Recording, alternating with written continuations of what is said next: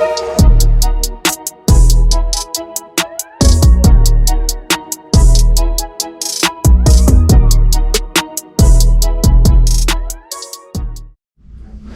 guys, it's Jake sitting here with Jody Smith, who I also met at Keller Williams. Jody was my broker for about a year.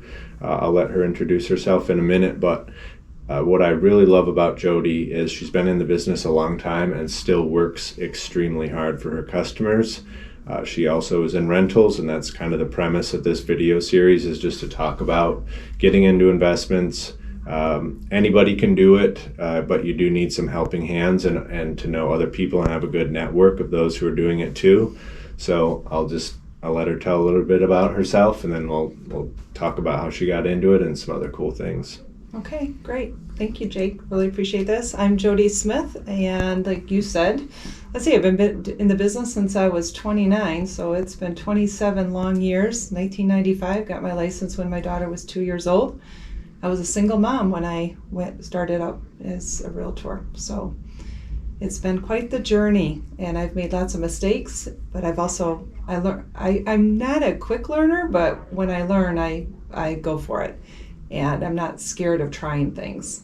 I just like to study other people and what they do, and that's why we're here today, is basically what I've learned from others and what gave me the courage to go ahead and start investing in properties. And did you help other clients buy properties before you started buying your own, or what kind of got that curiosity in your brain? Great question. Yeah. I have this beautiful couple that I used to hang out with their son when I was in high school. And when I knew them in high school, I thought, he's retired pretty early and had a beautiful home, and they went on beautiful trips. And then I got my real estate license in my late 20s. And Jim and Sue asked me to help them with their properties, and they had over 40 units. They owned a lot of homes on the northwest side of town. They had 2 families, 4 families, and I learned so much from Jim and Sue. For one, they were already my friends, but then also I got involved as a realtor to help them do 1031 exchanges, because as they were getting older, they were getting tired of the 2 to 4 units. And again, I want to tell you, he retired at 50 years old. Awesome. Okay, that's the dream. And their revenue, besides, I think he probably had a little pension, but his revenue was based on these rentals, these 40 plus units. But as they were getting older, they really wanted to go into the single family. And I was involved in their 1031 exchanges. I was involved in what I saw in the 2 families and the 3 families and the 4 families that they had, and getting familiar with their leases and what the tenants' needs were and concerns were. So I was very intrigued by it. I loved it. And then the success of doing the 1031 exchanges, so for them to buy single family homes, really helped them leverage that money but have less to care for, less properties to care for, less tenants to contact or talk with, and it simplified their life so that they went on a trip, it was a little bit easier and not interrupted as much. So that was what really got me started there. I'm just going to explain a 1031 exchange real quick, yes. just so there's probably a decent amount of people don't know what they are. But when you have an investment that you pay taxes on, a lot of times if you were going to sell that and take the money just for yourself, it would be taxed at capital gains, which is at least 20%. If you take that money and use it to buy a like-kind property, in this case they were identifying single families within 45 days, and then you have to purchase and close on them, you can take all that money tax-free. Correct. And so it's really lucrative, and it's a good way to kind of play the game of Monopoly, which is get rid of what you don't want, continue buying bigger or better. Yes, that's a really good point too. Sometimes you can sell a couple of houses and buy one house, right, or property. Yeah, always looking to play chess a little bit. So they gave me that background knowledge, and I always thought, that'd be interesting to buy my own rental. So anyways, that's where, and I was just thinking about this. I bought a rental before my husband and I bought a rental. That's interesting. Before I met my husband, I bought a rental in Comstock Park, and guess who my first tenant was? My father. That could get awkward in a hurry. My life is kind of funny that way. I had a client that we could not get their home sold. I think it was like 2001, 2002. And I was able to get a mortgage, for a rental. And I only had it for a couple of years, probably 3-4 years. And my father was a good tenant, so that worked out well. I didn't really make any money because that's when we started going into a shift in our market, like 2005, 2006, I think is when I sold it. I just knew I couldn't afford that. And my dad had moved out, and I just had too much going on to be handling a tenant. I wish I wouldn't have done that, but oh well, I did. You make decisions based on where you're at. Sure. Mm-hmm. Yeah. But it also gave you the power to do that. Mm-hmm. You wouldn't have been able to make that extra money or do whatever you wanted with the proceeds had you not made that initial investment, which, Yep. You can't buy the apartment complex until usually you have 4 or 5 single Yes, families. that's a good So point. it depends on, what you want to do. Would you mind, you've told me this story before, but about how your husband read a book and then all of a sudden... Yes. So when I got married, I told him, he knew I had this rental and I had sold it. And he's very conservative on how to spend money. It's like, that's a different lane, Jody, to invest. And this is around 2007, 2008, when things were very uncertain with our market.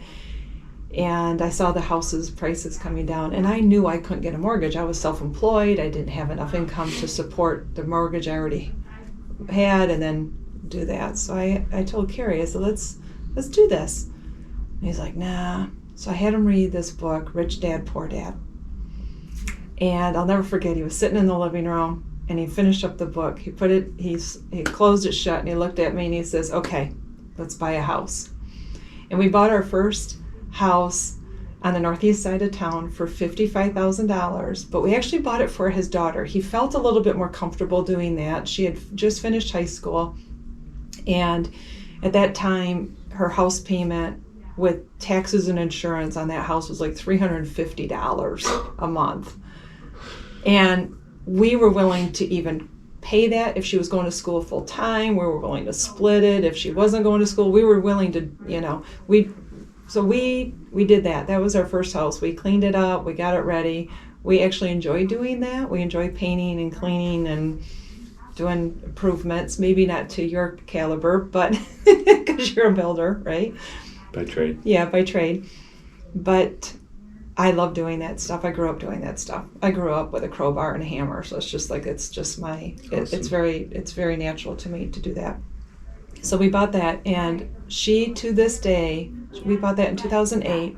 She still owns that, and it's now her rental. Wow. She got married. They own a home separate. They have their own home, and she rents that out. And she does say, "Doggone it! I wish I would have listened to you and Dad on charging my roommates more, because then I probably would have had that paid off by now." And so that was our first story. But then what was interesting is, remember how I told you my husband was conservative? As soon as he got his first house, he was looking for a second house. Yep. That's the biggest hurdle is your start. Yep. Whether you fail or succeed, once you've done it, then you feel like, okay, I can replicate this again. Absolutely. And our second house we bought in 2009, and we did a lot of work on that house. And we have the same tenants there since 2009. Wow. They're my age. Holy and they cow. said they will never buy a home. They just love us as landlords, and they love where the home is, and they've made it their home. They take care of it better than most homeowners would take care of it.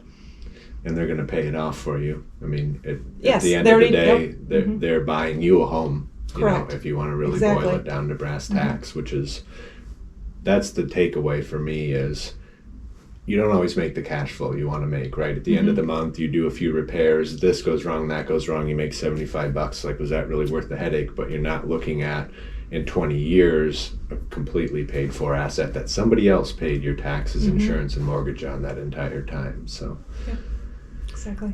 and how many do you have now?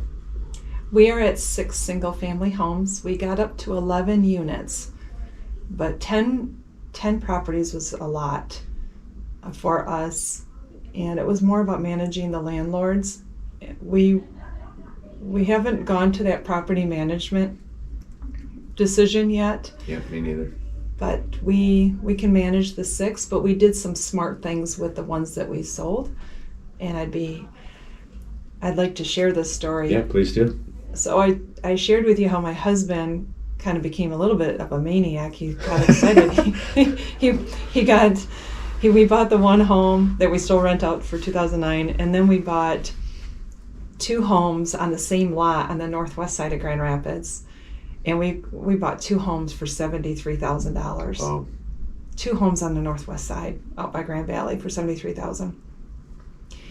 Then we bought the one next to that because we were talking to the neighbor. And then we bought 2 more that I had clients that wanted to sell them. And I said, do you mind if I have my husband look at it? So it might be something we're interested in. And I told him what that would look like. So we bought from 3 of my clients, now I think about it. Well, then my husband starts talking to somebody he went to high school with, and his dad's selling a 4-plex up at Lake Bella Vista. And a 4-plex is a much bigger animal, and it was a much bigger price point. And again, this is my conservative husband that was not willing to buy a $50,000 house. Now he's looking at something that's $300,000, and I'm like, who are you? Who are you? And we bought it. We bought it, and in 2018, we only owned it for 4 years. We decided to convert it into 4 condos. We talked with the township, and we were able to convert it into 4 condos. That's a whole nother animal on how we did that. Yeah. We didn't have to really change a whole lot with the walls or anything because everything was already set up. And we sold them individually, and then we were able to capitalize on that, and we bought a personal home for us in Florida. So it was just something that we're able to do at this time in our lives where we're having more time because the kids are growing up. Yeah, so again, the power of real estate helped you trade up to make your life easier, to make, so now somebody paid for your retirement home too, right? Someone else used someone else's dollars, and you thought way outside the box to sell those for, and that's where getting really creative with properties is so beneficial, because a lot of people have said, well, I wouldn't expect this to be an Airbnb area, and then they come to find out, it is. So they took a long-term rental, now they're making triple the money. There's all kinds of little lessons like that in real estate. That's why we love it so much, right? Yep. And that's why we try and help people get into it and explain it in ways like this in these, simple videos. And so that's perfect. Yeah. I think the thing that a lot of our friends and family think we're crazy, they definitely did when we acquired all of them pretty quickly within probably 3 to 5 years. And I know our family was like, some of them were our cheerleaders, but quite a few of them were going, oh my gosh, isn't that just a pain? You have tenants calling you all the time. And I'm like, no, they don't call us all the time. If you do it right, we did things where as soon as we bought a property, we replaced everything that needed to be replaced immediately. Multiple times we replaced the furnace, the roof, the water heater. We replaced windows. And the reason is what was my thing as a realtor is I wanted it to be a pleasant place for people to live. I wanted to make it a pleasant place for them to live. I wanted to make it something that they could afford to live in with utilities. It wasn't just about rent. I wanted it to be an efficient furnace. I wanted it to be well insulated. I really was thinking all of that because we know people that need homes and they don't want to be a homeowner. They're not in a position to be a homeowner, whether it's they're in a transitional time in their life. Most of our tenants are people in their 50s or older that are single. Wow. They don't want to go to an apartment. They've owned homes in the past. But they also don't want the expense or the concern of a $8,000 roof. They don't want a concern of a $3,000 furnace. They want that on us, and they're willing to pay rent because they don't want that. So there's times as a realtor I've thought, geez, am I taking away homes from a homeowner by owning these properties? And there is a need always for rentals. We're not taking that away. We just sold one of our rentals, and we actually just we did not give it, but we gave a very good price to our tenants. We offered it to them first, and they bought it, and it was their first home, so that was awesome. Pretty cool. So that's a good story too. Another power of real estate. Mm-hmm. You had the power to help somebody else. Absolutely. Yeah. So, And I feel like even though they're helping us, I feel like it's helping them too. And our rents are very affordable. So yeah, we do the same thing. Good tenants, fair rents. absolutely. So, Mm-hmm. so we're going to wrap it up there. We can probably talk again. Sounds like we could probably talk all day. Mm-hmm. And one thing we do want to do, and you can reach out to Jody or me, but we've got some copies of the book here. We would love to give it away.